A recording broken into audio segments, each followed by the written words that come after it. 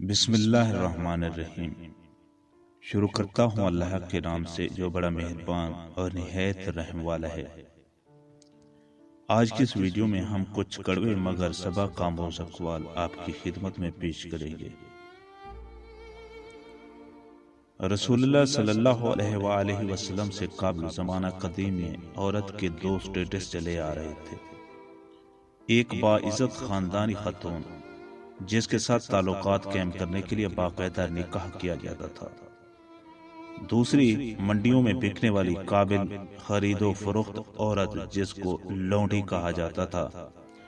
لونڈی کا سٹیٹس یہ تھا کہ جو بھی اس کا ریٹ لگا کر اس کو خرید لیتا وہ اس کی ہوتی اور اس کے ساتھ اس کا مالک بغیر نکاح کے جنسی تعلقات قائم کر سکتا تھا۔ اسے تقریباً قانونی حیثیت حاصل تھی۔ اسلام نے غلامی کے تصور کی حوصلہ شکنی کی اور غلاموں اور لونڈیوں کو آزاد کروا دیا۔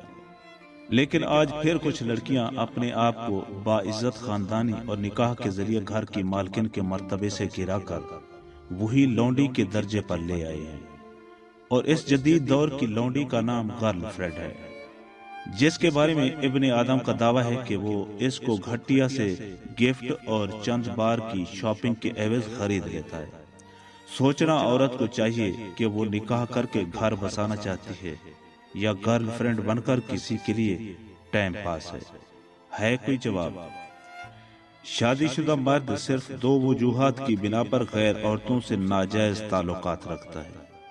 پہلی، جب اس کی بیوی اسے وقت نہیں دیتی، اور دوسری، جب عورت اپنی جسمانی خوبصورتی پر توجہ دینا چھوڑ دیتی ہے۔